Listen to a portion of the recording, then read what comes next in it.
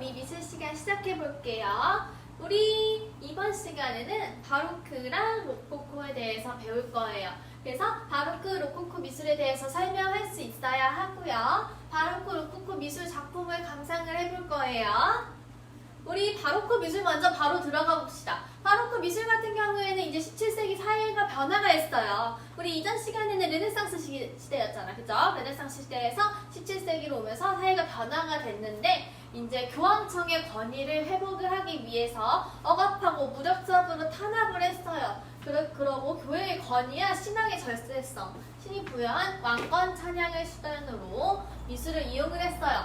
교황청의 권위를 회복하려 했대요. 교황청의 권위를 회복하려 했어. 왕 중심으로 바뀌려고 했죠. 그래서 왕 중심으로 하기 위해서 억압하고 무력으로 탄압을 해서 왕 중심으로 바뀌었어요. 왕 중심으로 바뀌었기 때문에 미술도 이제 왕을 찬양하는, 왕을 되게 숭고히 여기는 그런 표현을 많이 보여져요. 그래서 미술 같은 경우에는 바로 그 미술이라는 뜻이 일그러진 진주라고 해요. 왜 일그러진 진주라고 했을까? 르네상스비의 과감한 장식성을 경멸하는 데 의미를 지녔어요. 르네상스는 되게 전형적이고 우아하고 숭고한 그런 장식이 그렇게 많이 있진 않고 적당히 조화를 이루었어요. 근데 이때는 르네상스에 비해서 되게 장식성을 너무 많이 사용을 해서 사람들이 경멸하는 의미에서 일그러진 진주, 비뚤어진 조개라고 해서 바로크 미술이라는 명칭을 지어준 거고요. 그 특징적인 것은 르네상스의 기술, 원근법, 유화, 구도, 삼각형 구도 같은 거, 르네상스의 기술을 더해서 매너리즘 감성을 표현을 했어요. 그래서 과장적이고 불규칙적이고 남성적인 표현이 많이 나타나고요.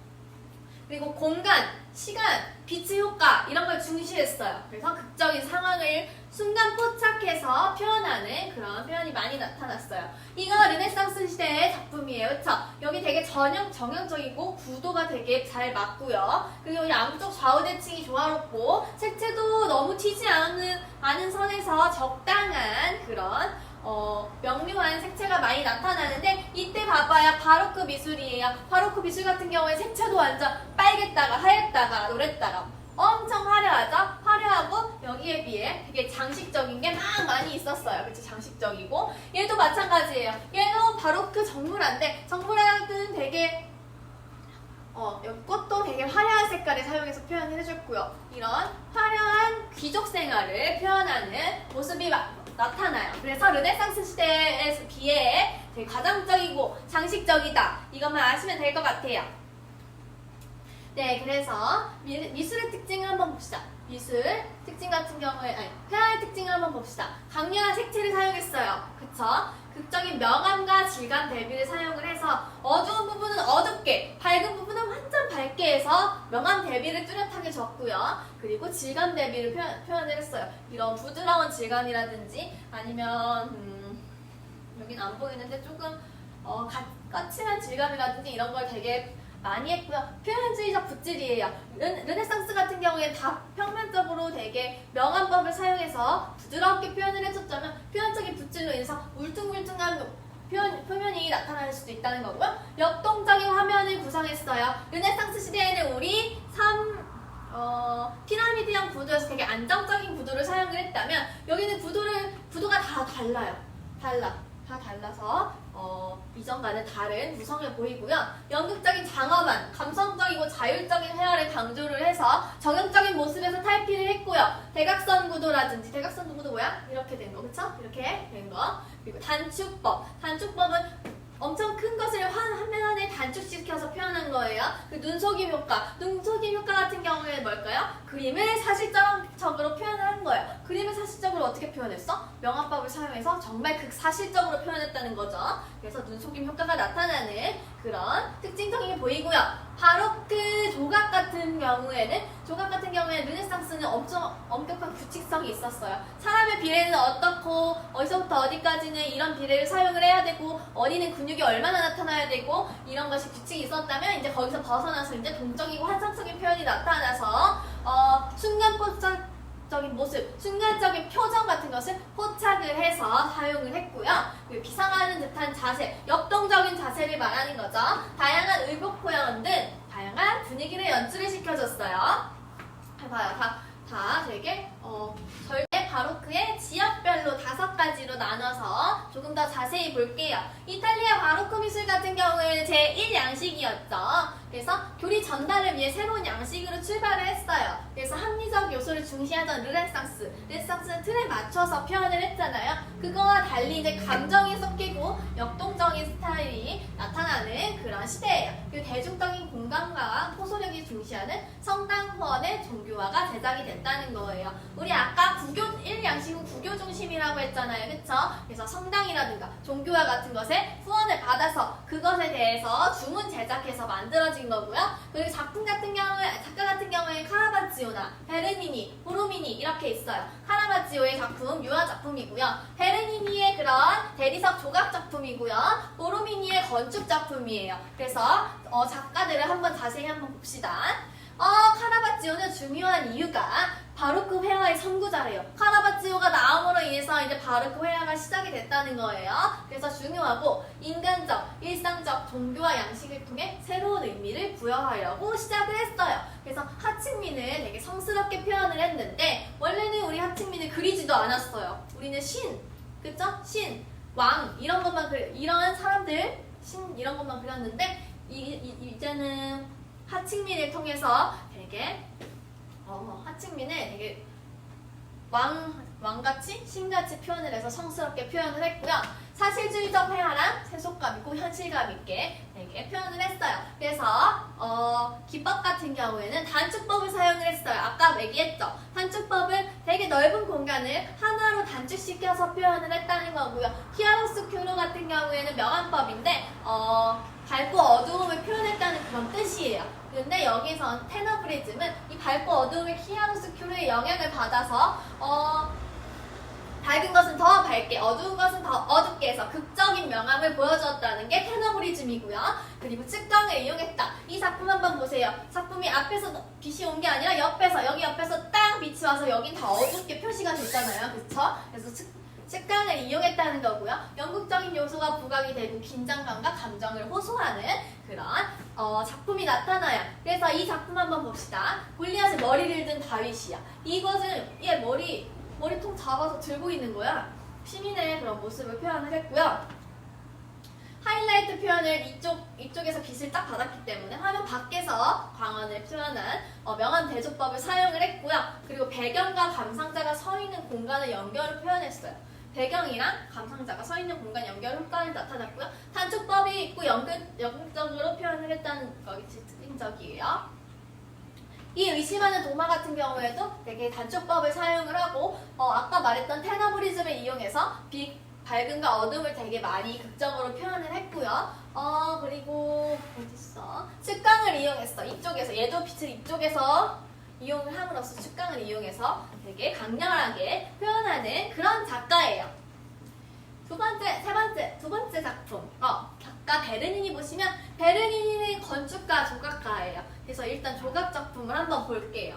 조각 작품은 극적인 장면을 순간적으로 딱 포착을 한 것을 조각을 했어요. 그리고 표정을 되게 과장되게 표현을 했고요. 뭐 비애라든지 슬픔, 논란 이런 것이 얼굴에 다 표현이 됐고요. 그리고 건축적이고 연극적인 공간을 활용을 해서 했고 뭐 신체라든가 아니면 배경 같은 데도 곡선적인 표현을 많이 사용을 했어요. 그리고 주변 공간을 배경으로 활용하는 혁신적 공간감이 나타났어요. 옛날에는 우리 그냥 미술 작품 하나만 딱 있었어요. 근데 여기 밑에 이런 게 생김으로써 아니면 주변의 공간에 이 뒤에 있는 이런 빛 같은 게 생김으로써 이제 작품과 주변 배경과의 관계를 생각했다는 게 이 베르니니의 중요한 점이에요. 그래서 자연 채광을 활용을 했고요. 사실적이게 묘사를 했고 그리고 심리 표현, 감정적이고 육체와 정신의 결합을 보여주는 그런 작가예요. 그래서 다윗 같은 경우에는 골리앗과 싸우는 장면을 순간 포착해서 표현을 했고요. 그리고 중심축에서 벗어나서 딱 서 있는 그런 중심축에서 벗어나서 이제 역동적인 그런 자세를 통해서 자유롭게 뻗어나가는 열린 공간을 표현을 했고요. 그리고 격정적 감정이라든지 긴장감 표출, 연극성을 가미한 묘사를 표현을 했어요. 그래서 성테레사 화니가사의 화니 같은 경우에는 종교적인 신비적 체험을 시각적, 촉각적, 관능적, 현실적 사실적으로 형상을 했다는 거예요. 그래서 빛을 조각으로 붙여서 이용함으로써 이제 아까 말했던 공간감을 조각 자체에서 벗어나서 이제 배경까지 넓히는 그런 작품이고요. 건축 회화 조각을 다 합쳐주는 뒤에 건축이 있죠. 회화적인 그런 빛의 표현이죠. 그리고 여기 조각 작품이 있죠. 이렇게 해서 세 가지를 다 결합시키는 작품이에요.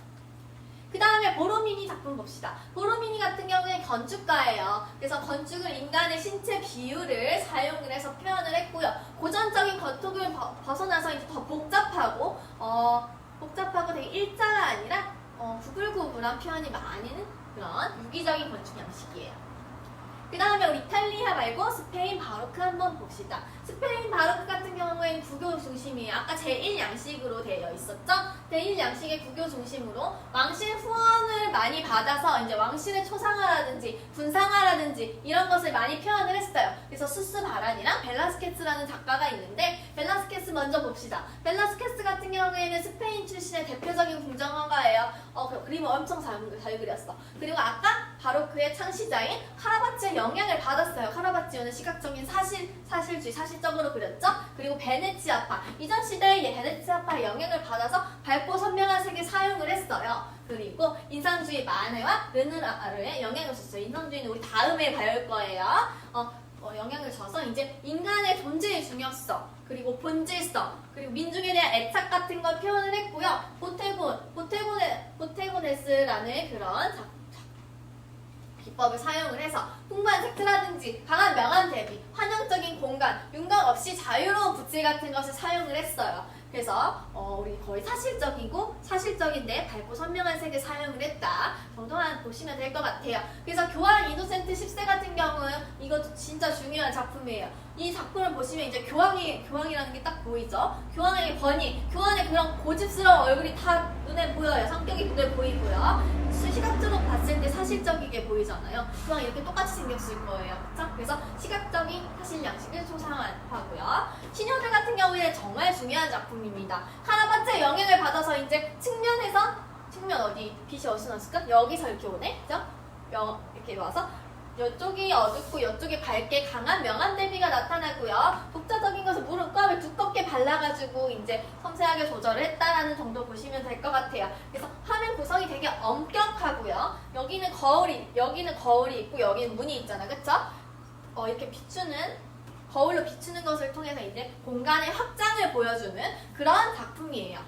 나중에 이 작품을 피카소가 재해석해서 표현했다는 점에서 의의가 있어요. 그리고 세 번째로 플란드르 바로크 미술 보시면 플란드르 바로크 미술도 제1양식에 속했어요. 그쵸? 구교 중심의 종교화를 제작을 했어. 그리고 베네치아파의 색치우가 아까 뭐였어? 밝고 선명한 색깔을 사용을 했어. 그래서 물감을 시원하게 바르는 기법으로 사용을 했고요. 역동적인 표현이 나타났어요. 그래서 대표적인 작가가 루벤스랑 반다이크가 있어요. 루벤스는 되게 많이 들어봤지 않아요? 루벤스, 붓 이름도 루벤스 있는데. 두 번째, 루벤스 같은 경우에는 바로크의 대표적인 화가였어요. 바로크의 대표적인 화가로서 이제 이전의 미켈란젤로의 조각적인 묘사에 영향을 받았고요. 베네치아파의 그런 밝은 색채에 영향을 받아서 역동적이고 긴장감이고 연극성 있는 그런 표현이 보여요. 그래서 실제 인물을 관찰을 해서 풍부한 양감이라든지 관능적인 여인상 같은 것을 되게 생동적이고 감각적이고 화려한 색채, 화려한 배경을 사용해서 표현을 했고요. 여기 아래 작품을 한번 봅시다. 십자가에서 내린 작품 같은 경우에는 십자가에서 이제 내려오는 예술을 표현을 한 거예요. 그래서 비극적인 장면을 포착을 해서 장엄하고 역동적인 화면을 구성을 했고요. 그리고 마리네 메디치의 입성 같은 경우에는 메디치가의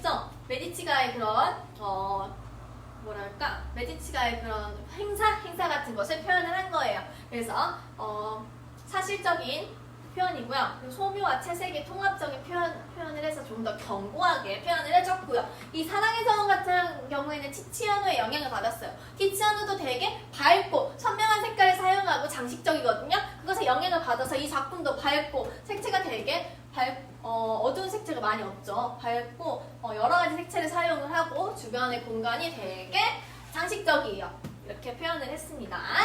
플란드르 바로크 미술의 반다이크라는 작가를 볼게요. 반다이크 같은 경우에는 귀족적이고 개인적인 그런 초상화를 되게 우아하게 그려주는 귀족 초상 양식을 표현을 했어요. 그래서 귀족이나 왕족의 신분을 암시하게 되게 과장된 배경이라든지 인간미 이상적으로 묘사를 했고요.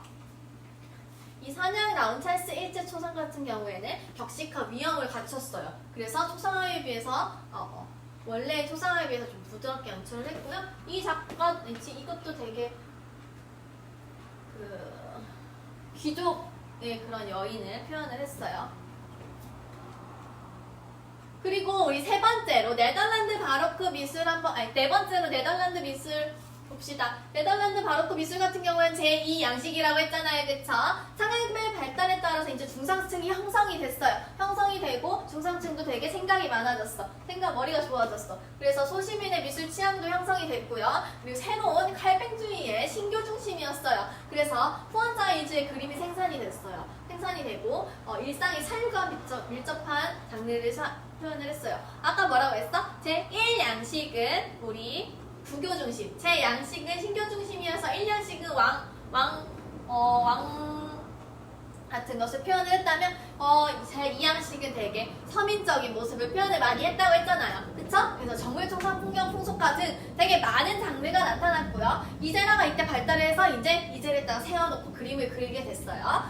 대중성 그리고 회화성을 합쳐서 사실주의 양식이 나타난 그런 시대예요. 그래서 이때 정물화를 한번 봅시다. 아까 정물초상, 풍경, 풍속화 이렇게 여러 가지 작품이 있다고 했잖아요. 정물화 같은 경우에는 종교개혁 이후에 이제 중상층의 성장에 따라서 실내에서 쉽게 감상할 수 있는 그런 작품을 선호를 했어요. 그래서 정물화를 많이 표현을 했는데 프렁크 정물은 되게 그런 거야. 나 이만큼 살 돈 있어. 우리 집에 이런 것도 있어. 나 돈 많아. 이렇게 표현을 하기 위해서 이 작품처럼 뭐 왕관이 있다든지 금이 있다든지 나는 이런 책도 있어. 책이 있다든지 이렇게 과시하는 그런 과시하는 물건을 놓고 그리는 정물화가 유행을 했고요. 그리고 바니타스 정물화가 있어요. 바니타스 정물화는 되게 화려하고 이것처럼 우리 프랑크 정물처럼 되게 이런 물체를 집어 넣어 놓고 그런 다음에 해골을 하나 갖다 넣은 다음에 이런 거 다 부질없다. 이런 물건 다 부질없어. 죽음을 기억하라. 라는 뜻의 그런 정물화고요. 그리고 질감 표현이랑 빛의 작용을 또 여기서 많이 중시하는 그런 정물화가 나타나요. 그리고 풍경화 같은 경우에는 우리 주변 풍경을 독립적인 주제로 사용한 최초고요. 이전 시대까지만 해도 인물화의 배경 아니면은 풍속화의 배경 이런 식으로 사용을 했다면 이때 풍경만을 표현하는 게 처음으로 등장을 했고요. 낭만적이고 사실적인 게 표현을 했어요. 그리고 자연에 대한 감사라든가 삶의 터전 같은 것을 애정하고 그리고 소박하고 사실적인 이 풍경이 나타나고요. 작가는 루이스 달이랑 호베마가 있어요. 루이스 달 같은 경우에는 좀 어둡게 그리고요. 호베마 같은 경우에는 조금 밝게 그렸어요. 루이스 달 같은 경우에는 폐허람, 묘지, 산 이런 어두운 것을 그림으로써 이제 삶의 허망함, 다 필요 없다, 다 죽으면 끝이야 이런 식으로 상징적으로 표현을 했고요. 개인적인 감정이 여기다 집어 넣어줬고 호베마 같은 경우에는 개인적인 감정 없어요. 그냥 풍경을 그리는데 거의 밝은 톤으로 그리고 주변에 있는 그런 것을 되게 목가적이게 표현을 한 그런 작가예요. 그리고 풍속화 같은 경우에는 서민들의 다양한 생활상을 표현을 했는데 현실적으로 표현할 수도 있고 풍자적으로 표현할 수 있어요. 그래서 우리 중상층들에게 인기가 많은 그런 그림들이 많았어요. 그래서 얀스텐이랑 베르베르 작가가 있는데 얀스텐 같은 경우는 인간 행동에 대한 예리하게 통찰해서 순간 포착해서 풍자적으로 표현을 한 작가고요. 이 작품도 되게 풍자적으로 표현을 했어요. 베르베르 같은 경우에는 정적인 화면이라든가 구성을 되게 치밀하게 표현을 했어요. 그래서 밝은 색채, 빛의 활용 같은 것을 표현을 했고요. 카메라 옵스큐라라고 카메라를 찍어서 이것을 카메라를 찍어서 이것을 여기다가 붙여놓고 그림을 그려서 사실적이게 표현을 했다는 거예요. 우리 한스 한번 봅시다. 한스는 루벤스의 영향을 받은 작가예요. 그래서 당당함을 송강을 포착했고요. 생동감 있게 표현을 했고요. 있었고요. 그리고 조금 간략하게 인물을 묘사하는 그런 경향이 있었어요. 그리고 여기 알라프리마라고 써져 있는데 알라프리마가 뭔지 알아요? 한 번의 붓질로 완성을 했다는 거예요. 한 번의 붓질로 완성을 해서 간략하게 묘사가 됐다는 거고요. 성 게으르는 민경의 장교들의 연애 같은 경우에는 이제 흥겨운 상황을 묘사하고 개성 있는 얼굴을 다 하나하나 강조를 해서 표현한 집단 초상화예요. 그래서 인간의 성격을 조금 통찰하는 그런 강한 심리의 표현이 보이고요. 기분 좋은 술고래 저 아저씨 같은 경우에는 이제 루벤스의 화풍에 하라바치의 북적 순간을 결합을 해서 표현한 그런 작품이에요. 그래서 헬스는 루벤스랑 카라바치오의 영향을 받아서 표현한 작가고요. 그리고 렘브란트 같은 경우에는 우리 카라바치오의 영향을 받았어요. 그래서 빛을 도입하고 극도의 사실주의적으로 표현을 했는데 여기에 이제 조금 더 추가를 해서 명암을 더 집어 넣어줬어요. 아까 카라바치오는 명암이 대비가 뚜렷해서 중간톤이 별로 없었지만 이 작가가 렘브란트 같은 경우에는 명암법을 사용해서 조금 더 중간톤을 많이 해서 풍부한 색채의 변화가 나타났고요. 인간 내면의 정신세계를 표현을 해줬어요. 그리고 렘브란트 라이팅이라고 해서 렘브란트의 그 특유의 빛을 쏘는 느낌, 여기 좀 사선에서 쏘는 느낌이고요. 그리고 명암 대비가 뚜렷하고 스푸마토, 임파스토 기법을 사용했어요. 스푸마토 같은 경우에는 우리 만약에 그림을 그리면 내가 이렇게 사람을 그렸어요. 사람을 그렸는데 주변에 배경이 있잖아요. 그쵸? 배경이랑 딱 나누는 게 아니라 여기를 흐릿하게 손으로 이렇게 섞어주는 거예요. 그러면은 그림에 더 잘 스며들겠죠. 사람이. 그쵸? 그리고 임파스토 기법 같은 경우에는 우리 고흐 같은 작품에 많이 나타나요. 고흐는 되게 터치를 많이 사용했죠. 터치를 사용함으로써 물감을 많이 사용해서 터치를 사용함으로써 블룩블룩 튀어나온 느낌이 났어요. 그렇게 두꺼운 물감을 사용하는 게 임파스토 기법이에요. 그래서 우리 렘브란트 같은 경우에는 명암 대비가 뚜렷하고 렘브란트 라이팅이 있고 스푸마토처럼 흐리게 표현을 하면서 임파스토 기법을 표현을 했다 정도 보시면 될 것 같아요. 그래서 이 야간 순찰대 같은 경우에는 집단 초상화를 되게 형식적으로 자연스럽게 표현을 했고요. 빛의 활용이라든지 움직임, 다양한 포즈를 통해서 인간의 감정을 하나하나 표현했다는 것이 중요해요. 그리고 목욕하는 부인 같은 경우에는 그냥 평범한 소박함에 감춰진 그런 우아함을 표현을 한 그런 작품이에요. 마지막으로 우리 프랑스 바로크 제3양식을 보시면 절대 왕정의 궁정 양식이라고 했죠? 궁정 양식은 어때? 과도하고 되게 화려하고 그쵸? 그래서 고전주의 미학 법칙을 적용을 해서 표현을 했어요. 라투르, 푸센, 클로드, 로랭 등이 있는데 먼저 라투르 작가부터 봅시다. 라투르도 카라바치오의 영향을 받아서 이제 테너브리즘을 발전시켰어요. 아까 테너브리즘이 뭐라고 했어요? 밝음과 어둠이 너무 차이가 심한 거예요. 그쵸? 그래서 완전 어둡고 완전 밝은 표현이 나타나는 거죠. 그리고 기하학적 형태를 명확히 표현을 해서 아까 이전에는 스푸마토 기법을 표현했잖아요. 그쵸? 이게 아니라 여기 딱 떨어지게 인물과 배경이 떨어지게 명확하게 표현을 했고요. 그리고 종교적이고 명상적인 분위기로 되게 어둡게 표현을 한 그런 작가예요. 이 작품도 한번 보시면 다 테너브리즘적인 그런 밝고 어둠이 표현이 되어 있고요. 그리고 강한 노출을 해서 빛이 하나씩 있어요. 이 안에 있는 빛을 통해서 이 그림의 그런 명암이 이제 표현이 되는 거예요. 그리고 명확한 형태가 나타났다. 우리 푸센 같은 경우에는 이제 고전적인 화풍을 구사를 하면서 장려 방식을 확립을 한 작가예요. 그래서 이상주의적인 풍경이라든지 고대 신화의 이야기, 역사적인 소재 같은 것을 되게 표현을 했는데 이거 봐요. 이것도 샤빈의 여인의 겉다리라고 해서 그 어떤 고대의 그 신화 장면, 전쟁 장면을 묘사를 해줬고요. 이 바커스의 탄생 같은 경우에도 전쟁 장면 중에 하나를 묘사를 해준 거예요. 그래서 명확하고 단정한 구도, 그리고 색조가 되게 차갑고 딱딱하고요. 비례는 되게 정확하게 표현을 했어요. 왜? 고전적인 화풍을 구사했다고 했잖아. 고전적인 화풍, 그쵸? 그래서 여운적인 인물상을 표현을 했어요. 이 샤빈의 여인 겉탈 같은 경우에는 엄격한 원칙에 따라서 사람들의 다 비례에 맞게 그리고 다 표현을 해줬고요. 건축물로 표현을 해줘서 되게 명료하게 표현이 됐고 탄생 같은 경우에도 죽음은 가장 행복한 순간에도 존재한다는 그런 내용이 담겨있는 그런 작품이에요. 그리고 클로드 로랭 같은 경우에는 이제 자연을 소재로 해서 이상적인 화면을 연출했어요. 픽처레스크 양식이라고 하는데 이 픽처레스크 양식, 픽처가 뭐예요? 그림이에요. 그림 같은 아름다운 양식이라는 거예요. 다 이 작품들 보시면 그냥 그림 한 켠에 걸어놓고 싶게 아름다운 자연을 그렸죠. 그래서 빛의 효과라든지 전체적인 풍경의 중간톤 계열을 사용함으로써 되게 아름답고 서정적인 분위기가 나타나는 그런 작가예요.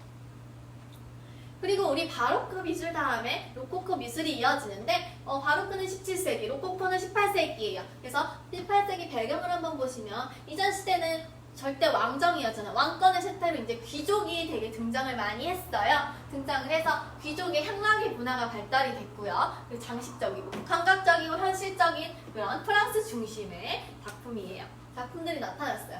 시민 세력이 발전했어. 중상층 시민 세력이 발전을 해서 이제 개인 사상을 중시했어요. 왕의 세상이 아니에요. 이제 내 세상이에요. 이렇게 표현을 했고요. 중상층 중심으로 문화가 발달했고요. 교훈적 미술이 많이 발달을 하는 그런 시대예요. 그래서 작품 같은 경우에 보시면 조금 화려하고 섬세하고 그런 표현이 나타나요. 그래서 로코코 프랑스랑 영국이랑 두 가지로 나뉠 수 있는데 프랑스 로코코 같은 경우에는 푸생주의랑 루벤스주의랑 대립을 했어요. 푸생주의 같은 경우에는 소묘가 더 중요해. 색채보다는 소묘가 더 중요해. 스케치가 더 중요해. 명암이 더 중요해. 이런 거고요. 루벤스주의 같은 경우에는 색채가 더 중요해. 색채가 있어야지 작품이야 라고 생각을 하는 거예요. 그래서 우리 프랑스 로코코 같은 경우에는 루벤스주의예요. 색채가 중요해 해서 중간톤 색채를 많이 해서 풍부하고 감각적인 색채라든가 섬세하고 우아한 풍속화가 많이 등장을 했어요. 그래서 와토, 프라그나르, 부쉐, 샤르댕 이런 작가들이 있어요. 우리 와토부터 봅시다. 와토는 풍부한 색채로 중간톤이 많다는 거죠. 그렇기 때문에 목가적인 표현, 서정적인 표현이 나타나고요. 사치적스럽고 화려한 귀족의 야외 연화 장면들을 표현을 해서 페트 갈랑트 양식이라고 해요. 페트 갈랑트 양식 같은 경우에는 사치적이고 화려한 귀족의 그런 모습들이 나타나는 작품이고요. 다 이거 귀족들이 다 이렇게 모여가지고 지금 놀고 있는 장면을 그려놓은 거예요. 그리고 프라그나르랑 부쉐 같은 경우에는 귀족의 세속적 취미에 부합하는 선정적이고 장식적인 그림이에요. 우리 지금 같은 경우에는 승마를 하는 사람들을 되게 아름답게 그려놓은 그런 작품이 나타날 것 같아요. 그래서 현실 정치 사회적 문제를 외면하고 이제 쾌락적인 삶 추구, 즐기는 사람 그런 것을 추구를 하고 화려하고 정교한 필치를 묘사를 해서 되게 세밀하게 표현을 했어요. 세밀하고 색채도 되게 밝고 아름답게 표현을 해주는 그런 작가들이에요. 얘가 프라그나르의 작품이고요. 얘가 부쉐의 작품이에요. 프라그나르가 조금 더 색채를 조금 더 흐릿하게 표현을 하고 중간톤을 더 많이 넣어서 더 예쁜 그림이라고 해야 되나요? 네, 그렇게 표현을 많이 했죠.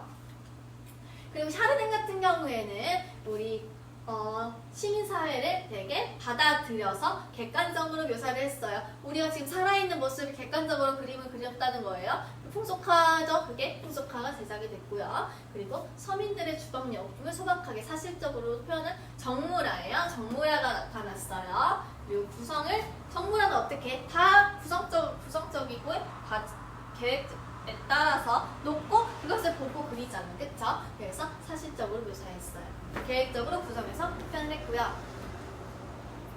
그리고 영국 같은 경우에는 영국 로코코는 호가스, 게인즈버러, 레이놀즈 같은 영국에서 최초로 일어난 그런 작가들이에요. 그래서 호가스 같은 경우에는 고전주의 전통을 반대하고 이제 풍자적인 장르를 개척을 했어요. 고전주의 같은 경우에 신화 같은 것을 표현을 했는데 이상적이게 표현을 했다면 이때는 귀족들의 그런 사치나 그런 향락 같은 거 그런 것을 풍자했어요. 풍자 조금 우스꽝스럽게 표현을 했다는 거예요.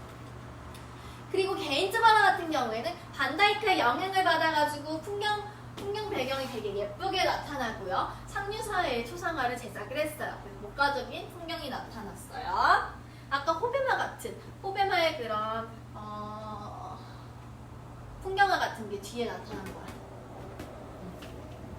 그리고 마지막으로 레이놀즈라는 작가가 있어요. 레이놀즈는 이상미의 모방이라고 해서 전통 이론에 충실해서 이상적이게 초상 양식을 되게 발달을 시켰어요. 그래서 고전적인 포즈라든가 그리고 고상한 초상 양식이 전개가 되어서 되게 고전주의 아니면 르네상스 시대의 그런 작품들 같이 그런 작품들에서 조금 더 화려한 모습을 추가한 그런 작품이 많이 나타나요. 그래서 여인상이라든가 아니면은 아기와 엄마 이런 것을 많이 그렸어요.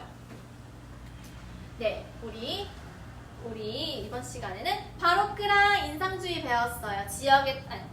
바로크랑 로코코 배웠어요. 그래서 지역에 따라서 우리 다음 시간에는 신고전주의부터 쭉 배울 거예요. 우리 개학이 얼마 남지 않았는데 열심히 한번 해봅시다. 알겠죠? 다음 시간에 봐요.